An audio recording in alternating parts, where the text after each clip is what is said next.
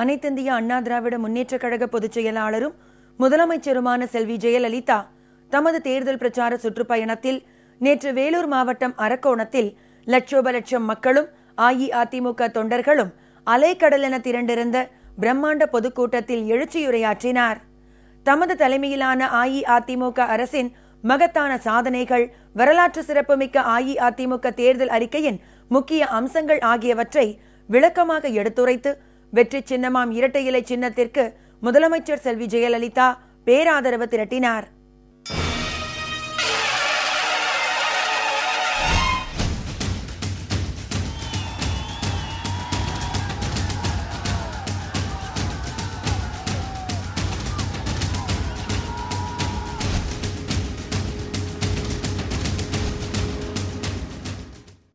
வேலூர் மாவட்டம் அரக்கோணத்தில் நேற்று மாலை நடைபெற்ற தேர்தல் பிரச்சார பிரம்மாண்ட பொதுக்கூட்டத்தில் பேருரையாற்றிய முதலமைச்சர் செல்வி ஜெயலலிதா மாணவ மாணவியருக்கு கட்டணமில்லா கல்வி, விலையில்லா பாட நூல்கள், நோட்டு புத்தகங்கள், 4 இணை சீருடைகள், விலையில்லா மடிக்கணினி, மிதிவண்டி, சிறப்பு ஊக்கத்தொகைகள் உள்ளிட்ட தமது தலைமையிலான அஇஅதிமுக அரசின் நலத்திட்டங்களால் பள்ளிக்கல்வி மற்றும் உயர்கல்வியில் நாட்டிலேயே முதன்மை மாநிலமாக தமிழகம் திகழ்கிறது என பெருமிதத்துடன் தெரிவித்தார். குடும்பம் ஒன்றுக்கு 4 ஆண்டுகளில் 4 லட்சம் ரூபாய் அளவுக்கு உயரிய மருத்துவ வசதிகள் கிடைக்கும் வகையிலான முதலமைச்சரின் விரிவுபடுத்தப்பட்ட மருத்துவ காப்பீட்டு திட்டத்தின் கீழ் 14,30,000 பேருக்கு 3,256 கோடி ரூபாய் உதவி வழங்கி அஇஅதிமுக அரசு சாதனை நிகழ்த்தியிருப்பதாகவும், இந்நிலையில் ஒரு குடும்பத்திற்கு 4 ஆண்டுகளில் 1 லட்சம் ரூபாய்க்கான சிகிச்சை மட்டுமே அளிக்கும் வகையிலான மருத்துவ காப்பீட்டு திட்டத்தை திமுக தேர்தல் அறிக்கையில் அறிவித்து அக்கட்சியினர் மோசடியில் ஈடுபட்டுள்ளதாகவும் முதலமைச்சர் குற்றம் சாட்டினார். வேலூர், திருவண்ணாமலை ஆகிய மாவட்டங்களைச் சேர்ந்த சட்டமன்ற தொகுதிகளுக்குட்பட்ட அனைத்திந்திய அண்ணா திராவிட முன்னேற்ற கழகத்தின் மாவட்ட கழக செயலாளர்களே, தேர்தல் பணிக்குழு பொறுப்பாளர்களே, கழக நிர்வாகிகளே, தலைமை கழக நிர்வாகிகளே, அமைச்சர் பெருமக்களே, நாடாளுமன்ற சட்டமன்ற உறுப்பினர்களே, உள்ளாட்சி மற்றும் கூட்டுறவு அமைப்புகளின் பிரதிநிதிகளே, தோழமை கட்சிகளின் தலைவர்களே, தொண்டர்களே, பொதுமக்களே, வணக்கத்திற்குரிய பெரியோர்களே, என்னை வாழ வைக்கும் தெய்வங்களாகிய தாய்மார்களே, இளைய தெய்வம் புரட்சி தலைவர் எம்ஜிஆரின் ரத்தத்தின் ரத்தமான என் உயிரினும் மேலான எனது அருமை உடன்பிறப்புகளே, எனது அருமை வாக்காளர் பெருமக்களே, உங்கள் அனைவருக்கும் முதற்கண் எனது அன்பு கலந்த வணக்கத்தை தெரிவித்துக் கொள்கிறேன். இந்த தேர்தல் பிரச்சார பொதுக்கூட்டத்தின் வாயிலாக 16/5/2016 அன்று நடைபெறவுள்ள சட்டமன்ற பொது தேர்தலில் அனைத்திந்திய அண்ணா திராவிட முன்னேற்ற கழக வேட்பாளர்கள் மற்றும் தோழமை கட்சி வேட்பாளர்களுக்கு உங்களிடம் வாக்கு சேகரிக்க வந்துள்ளேன். அனைத்திந்திய அண்ணா திராவிட முன்னேற்ற கழக வேட்பாளர்கள் மற்றும் தோழமை கட்சி வேட்பாளர்களுக்கு இதய தெய்வம் புரட்சி தலைவர் எம்ஜிஆர் கண்ட வெற்றி சின்னமாம் இரட்டை இலை சின்னத்தில் வாக்களித்து அனைவரையும் மகத்தான வெற்றி பெற செய்ய வேண்டும் என்று உங்களை கேட்டுக்கொள்ளவே இன்று உங்களை சந்திக்க நேரில் வந்திருக்கிறேன். எனது தலைமையிலான அனைத்திந்திய அண்ணா திராவிட முன்னேற்ற கழக அரசு ஏழை எளியோர்களின் நலன் காக்கும் அரசு. அதனால்தான் வளர்ச்சியின் பயன் ஒவ்வொருவரையும் சென்றடைய வேண்டும் என்பதில் நாங்கள் உறுதியாக உள்ளோம். ஏழை எளிய மக்களின் வாழ்க்கை தரம் உயர வேண்டும் என்றால் அவர்கள் பொருளாதார வளர்ச்சி அடைய வேண்டும்.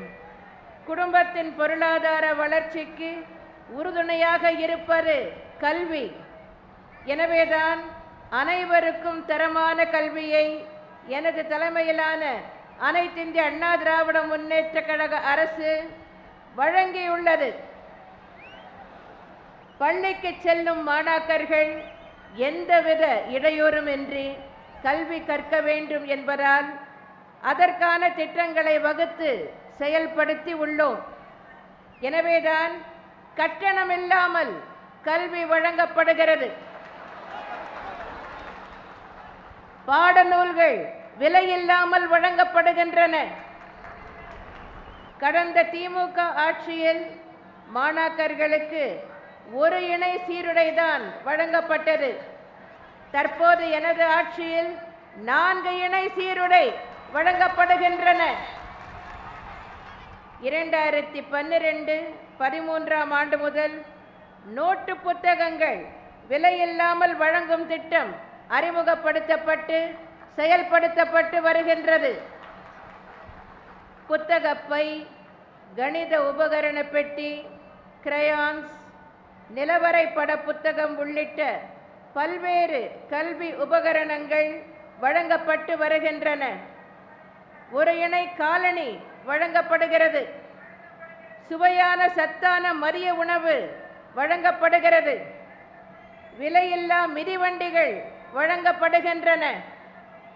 பேருந்து பயண சலுகை கட்டணமில்லாமல் வழங்கப்படுகிறது. மேல்நிலை படிக்கும் மாணாக்கர்களுக்கு கல்வி ஊக்கத்தொகை வழங்கப்படுகிறது. மடிக்கணினி வழங்கப்படுகிறது. இப்படியெல்லாம் கல்வி கற்கும் மாணாக்கர்களுக்கு தேவையான அனைத்தும் வழங்கப்படுகின்றன. மாணாக்கர்கள் எவ்வித பயமுமின்றி ஆவலுடன் கல்வி கற்கும் வகையில் புதிய திட்டங்கள் செயல்படுத்தப்பட்டுள்ளன. புத்தக சுமையை குறைத்து மாணாக்கர்கள் பாடங்களை தெளிவாக புரிந்து கொள்ளும் வகையில் முப்பருவ முறை செயல்படுத்தப்பட்டு வருகிறது. அதேபோல் தொடர்ந்த மற்றும் முழுமையான மதிப்பீட்டு முறைகள் செயல்படுத்தப்பட்டுள்ளன. புதிதாக தொடக்க பள்ளிகள் தொடங்கப்பட்டதுடன் பள்ளிகளின் தரம் உயர்த்தப்பட்டுள்ளது. பள்ளிகளுக்கு தேவையான உட்கட்டமைப்பு வசதிகள் வழங்கப்படுகின்றன.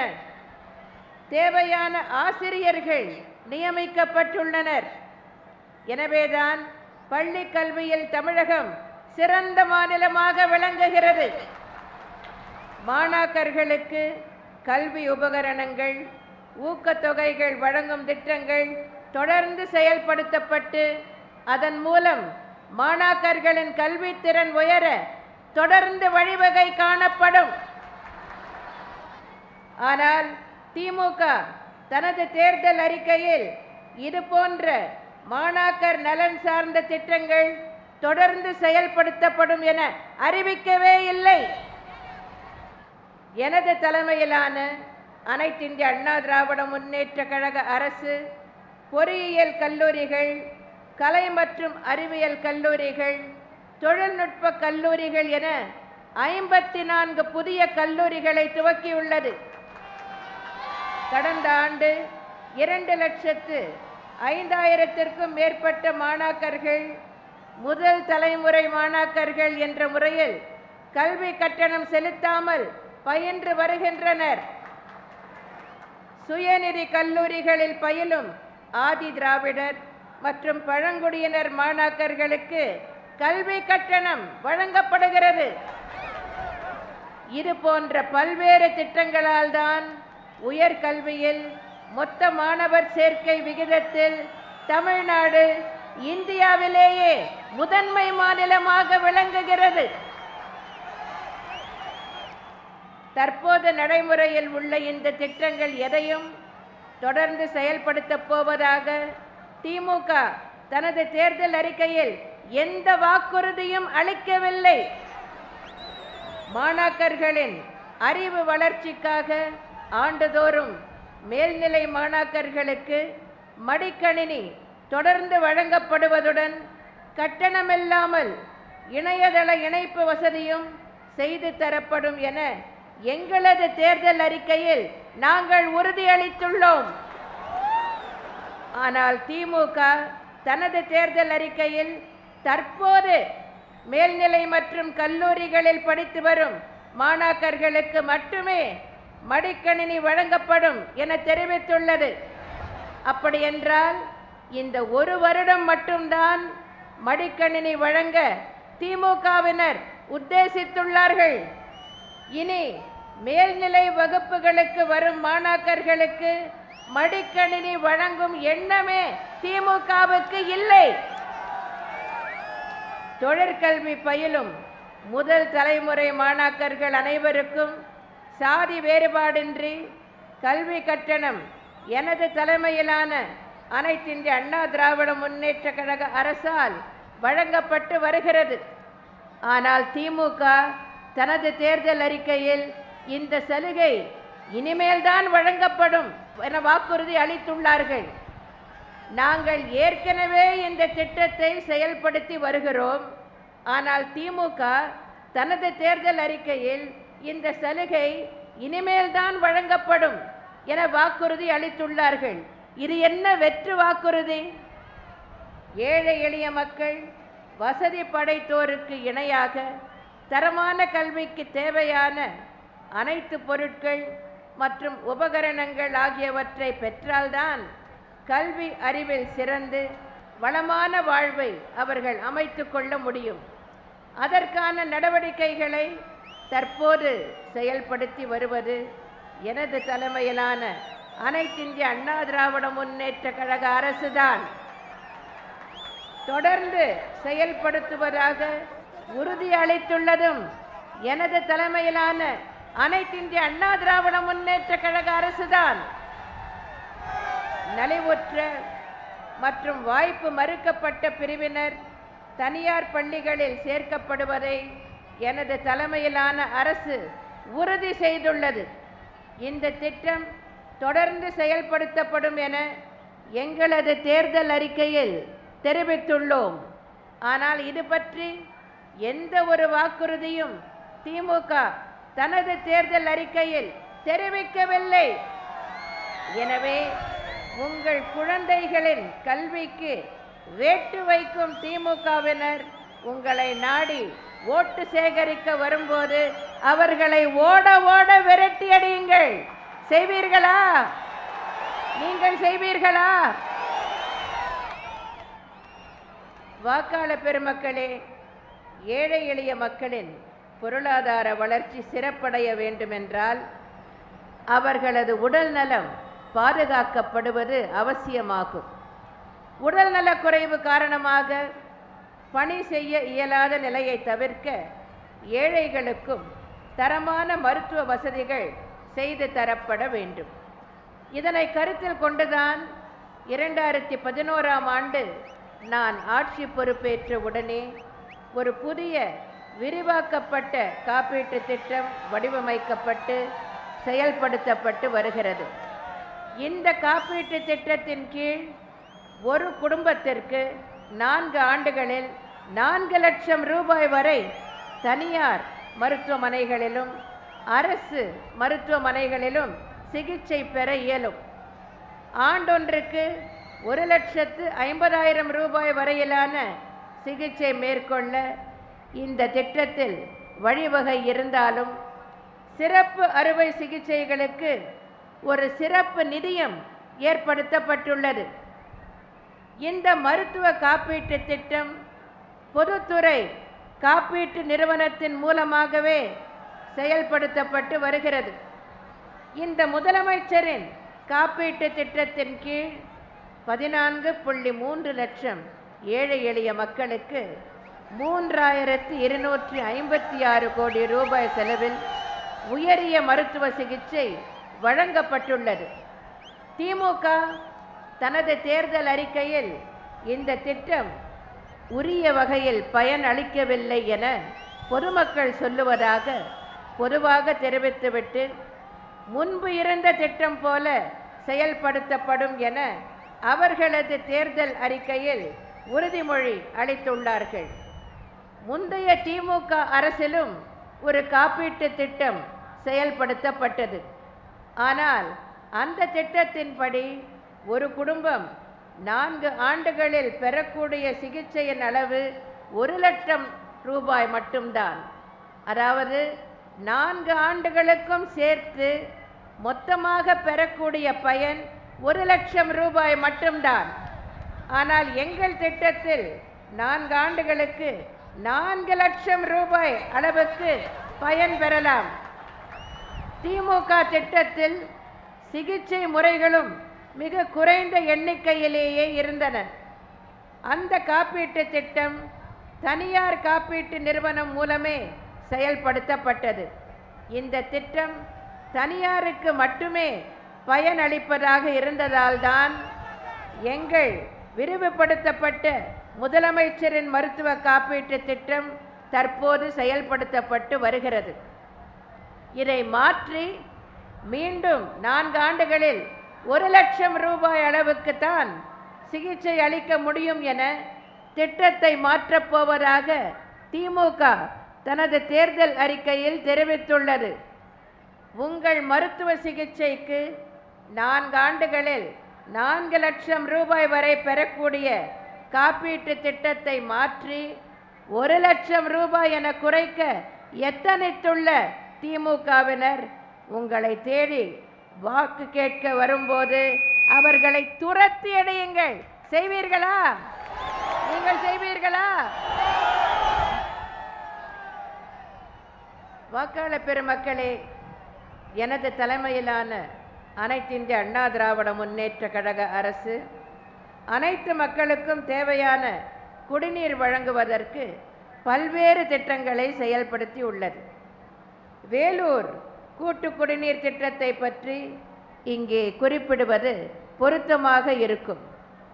காவேரி ஆற்றினை நீராதாரமாக கொண்டு வேலூர் மாநகராட்சி, அரக்கோணம் உள்ளிட்ட 11 நகராட்சிகள், 5 பேரூராட்சிகள் மற்றும் 14 ஊராட்சி ஒன்றியங்களில் உள்ள 944 ஊரக குடியிருப்புகளுக்கு குடிநீர் வழங்கும் வகையில் சுமார் 1300 கோடி ரூபாய் மதிப்பீட்டில் திட்டம் செயல்படுத்தப்பட்டுள்ளது. இந்த கூட்டு குடிநீர் திட்டத்தின் மூலம் 11 நகராட்சிகளுக்கும் 5 பேரூராட்சிகளுக்கும் வேலூர் மாநகராட்சியில் பெரும்பாலான பகுதிகளுக்கும் மற்றும் 907 ஊரக குடியிருப்புகளுக்கும் குடிநீர் வழங்கப்பட்டு வருகிறது. தேசிய நெடுஞ்சாலை வழியாக குழாய் பதிக்கும் பணிக்கு தேசிய நெடுஞ்சாலை ஆணையத்தின் அனுமதி இன்னமும் கிடைக்கப் பெறாததால் வேலூர் மாநகராட்சியில் சில பகுதிகள் மற்றும் 37 ஊரக குடியிருப்புகளுக்கு மட்டும் இந்த திட்டத்தின் கீழ் இன்னமும் குடிநீர் வழங்கப்படவில்லை. இந்த காலதாமதம் மத்திய அரசினால் ஏற்பட்டதே தவிர எங்கள் குற்றம் அல்ல. இந்த அனுமதி பெற்ற பின் இந்த பகுதிகளுக்கும் குடிநீர் வழங்கப்படும். இந்த கூட்டு குடிநீர் திட்டத்திற்கான பணியாணை வழங்கப்பட்டு பணிகள் முடிக்கப்பட்டது தற்போதைய எனது தலைமையிலான அனைத்திந்திய அண்ணா திராவிட முன்னேற்ற கழக அரசால்தான்.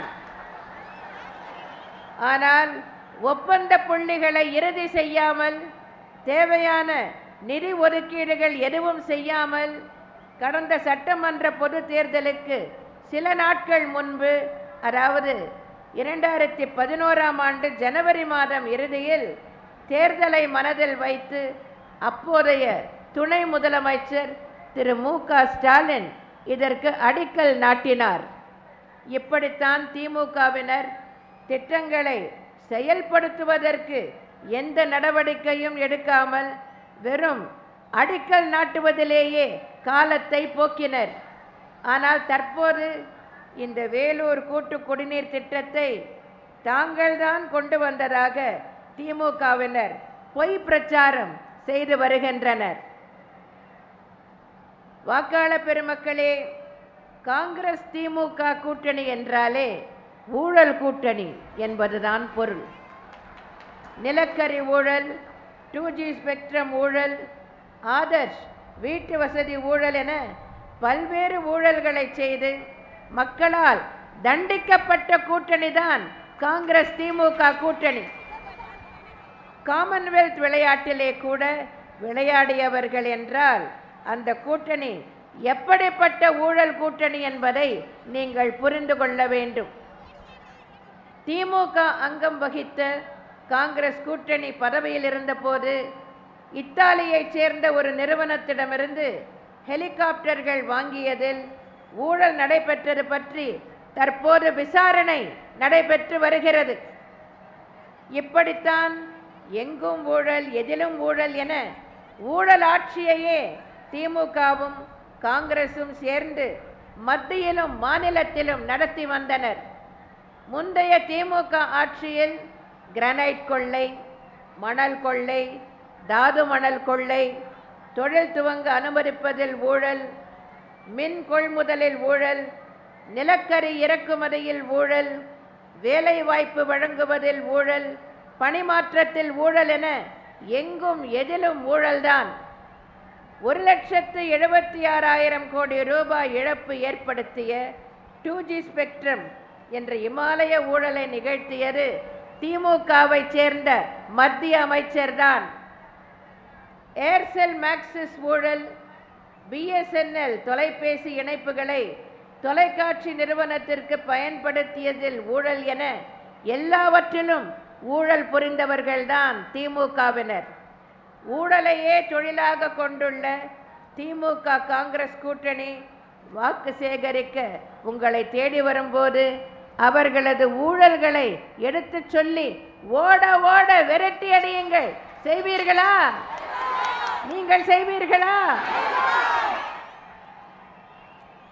எனது தலைமையிலான அனைத்திந்திய அண்ணா திராவிட முன்னேற்ற கழகம் எதிர்வரும் சட்டமன்ற தேர்தலில் வெற்றி பெற்று மீண்டும் ஆட்சி அமைத்தவுடன் மதுவிலக்கு படிப்படியாக அமல்படுத்தப்பட்டு பூரண மதுவிலக்கு என்ற நிலை எய்தப்படும்.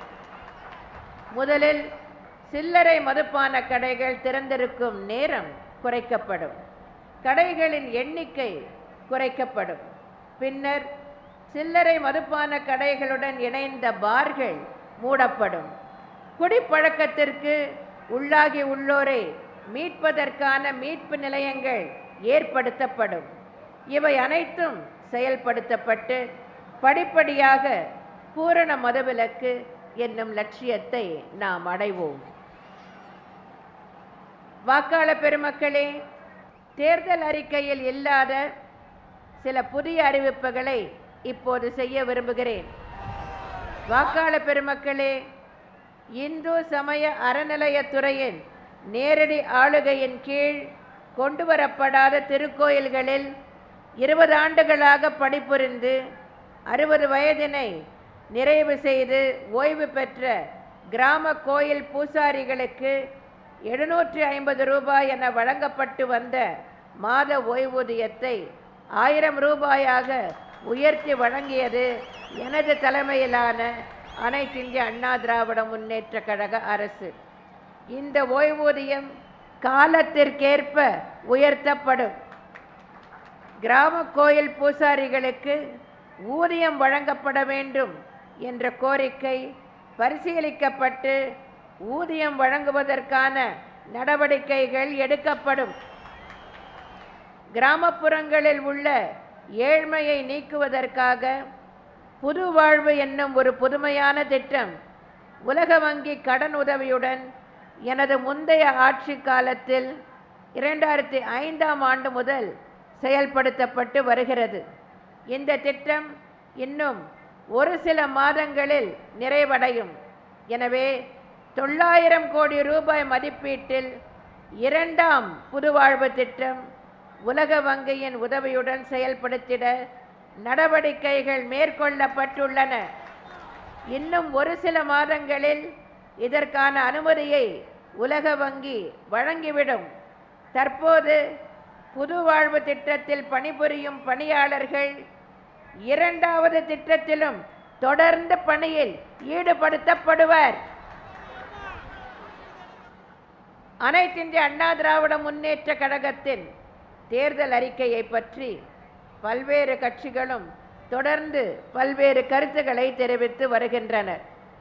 தற்போது நாங்கள் வெளியிட்டுள்ள தேர்தல் அறிக்கையில் ஏழை எளிய மக்களுக்கு விலையில்லாமல் சிலவற்றை வழங்குவோம் என்ற உறுதியை அளித்திருக்கிறோம் என்று பிற கட்சிகள் சொல்வதை நான் மறுக்கவில்லை.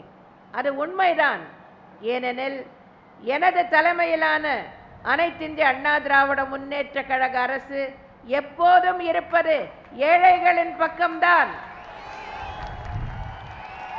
எனவே ஏழை எளியோருக்கான திட்டங்களாக, அவர்களை வாழ்வில் கைதூக்கிவிடும் திட்டங்களாக, அவர்களும் தங்கள் சொந்த கால்களில் நின்று வருவாய் ஈட்டும் திட்டங்களாக எங்கள் தேர்தல் வாக்குறுதிகள் அமைந்துள்ளன. இதற்கு முக்கிய காரணம், எனக்கென்று குடும்பம் இல்லை, எனக்கு எந்தவித சுயநலமும் இல்லை. இலவச வண்ண தொலைக்காட்சி பெட்டியை கொடுத்து பல ஆயிரம் கோடி ரூபாய் கேபிள் டிவி கட்டணமாக அபகரிக்க வேண்டும் என்ற எண்ணம் எனக்கு இல்லை. எனவேதான் எங்களது தேர்தல் அறிக்கையில் மக்களது எதிர்பார்ப்புகளை நிறைவேற்றும் வகையில் வாக்குறுதிகளை அளித்துள்ளோம். திமுக தலைவர் திரு கருணாநிதி, திமுகவினர், பாமக, மக்கள் நல கூட்டணியில் உள்ள கட்சிகள் என பலரும் என் மீது தனிப்பட்ட முறையில் குற்றச்சாட்டுகளை இதுநாள் வரை சொல்லி வந்தனர். எனது தலைமையிலான அனைத்திந்திய அண்ணா திராவிட முன்னேற்ற கழக அரசின் மீதும் குறைகள் சொல்வதோடு மட்டுமல்லாமல் குற்றச்சாட்டுகளை சுமத்தி வந்தனர். தற்போது அதையெல்லாம் நிறுத்திவிட்டு எங்களது தேர்தல் அறிக்கையை பற்றி மட்டுமே பேசி வருகின்றனர். இதில் உள்ள வாக்குறுதிகள் நிறைவேற்ற இயலாதவை என இவர்கள் எல்லோரும் தெரிவித்து வருகின்றனர். ஜெயலலிதா மக்களை ஏமாற்ற பார்க்கிறார். இந்த அம்மையார் கொடுத்த வாக்குறுதிகளை நிறைவேற்றவே முடியாது. அந்த அம்மாவை நம்பி ஏமாந்து போகாதீர்கள் என்று திரும்ப திரும்ப கூக்குரல் இடுகின்றனர். வாக்காளர் பெருமக்களே, எந்த ஒரு வாக்குறுதியை கொடுப்பதற்கு முன்னாலும் அதை பற்றி 100 தடவை அல்ல 1000 தடவை யோசித்து வாக்குறுதி தருபவள்தான் இந்த ஜெயலலிதா. என்னால் நிறைவேற்ற முடியும் என்றால்தான் நான் எந்த வாக்குறுதியையும் அளிப்பேன்.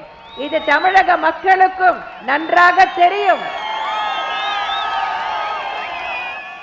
எங்களது தேர்தல் அறிக்கையில் தெரிவித்துள்ள வாக்குறுதிகள் அனைத்தையும் நான் நிறைவேற்றுவேன் என்ற உறுதியை இந்த நேரத்தில் உங்களுக்கு அளிக்கிறேன்.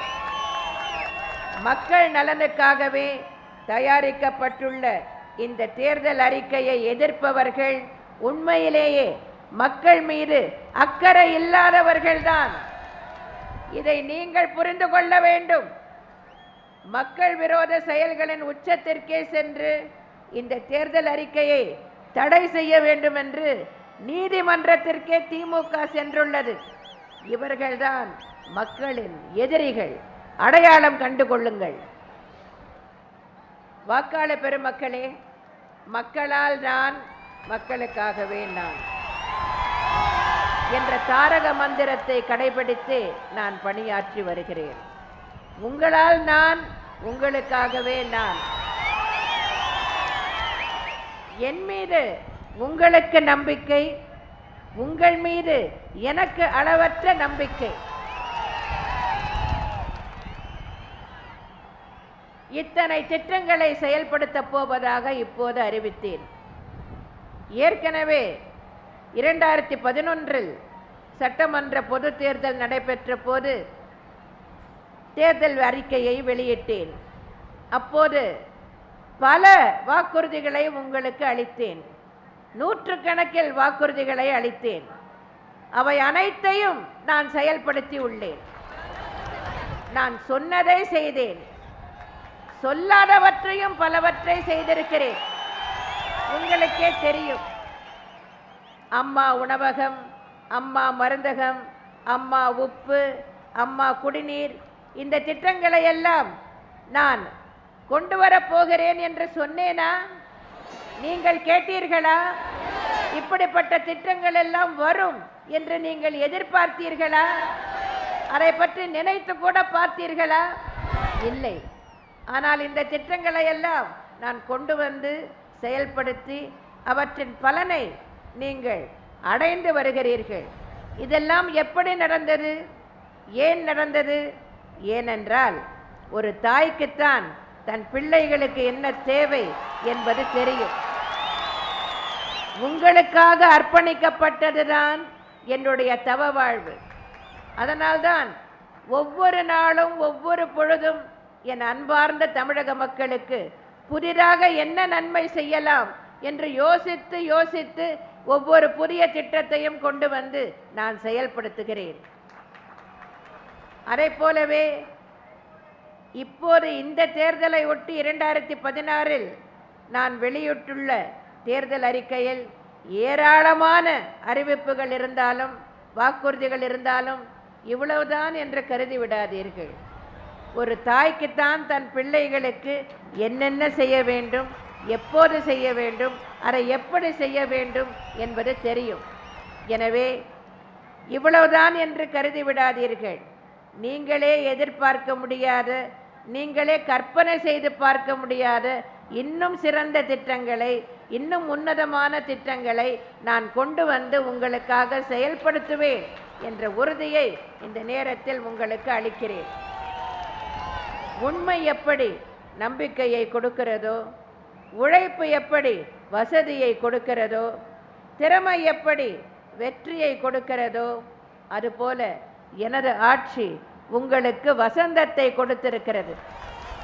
இந்த வசந்தம் தொடர்ந்திட, ஏழைகள் தொடர்ந்து ஏற்றம் பெற்றிட, தமிழகம் அமைதி பூங்காவாய் தொடர்ந்திட, மின்வெட்டே இல்லை என்ற நிலை நிலைத்திட, பொருளாதாரம் அபரிமிதமான வளர்ச்சி அடைந்திட, தொழில்கள் தொடர்ந்து வளர்ச்சி அடைந்திட, தொழிலாளர் நலன் பெருகிட, விவசாயம் விருத்தி அடைந்திட, சேவைத்துறை மேலும் செழித்திட, தமிழகம் தொடர்ந்து முன்னேற்ற பாதையில் சென்றிட, தமிழகத்தின் உரிமைகள் தொடர்ந்து நிலைநாட்டப்பட, தற்போதுள்ள நலத்திட்டங்கள் நீடித்திட, அமைதி வளம் வளர்ச்சி என்ற பாதையில் தமிழகம் தொடர்ந்து பீடு நடை போட, வருகின்ற 16/5/2016 அன்று நடைபெற உள்ள சட்டமன்ற பொதுத் தேர்தலில் அனைத்திந்திய அண்ணா திராவிட முன்னேற்ற கழக வேட்பாளர்களுக்கும்,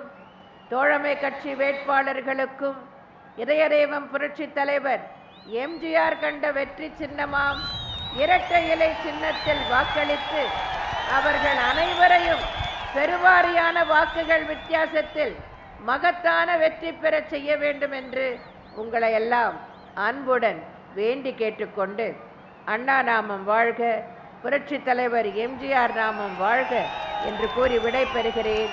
நன்றி, வணக்கம்.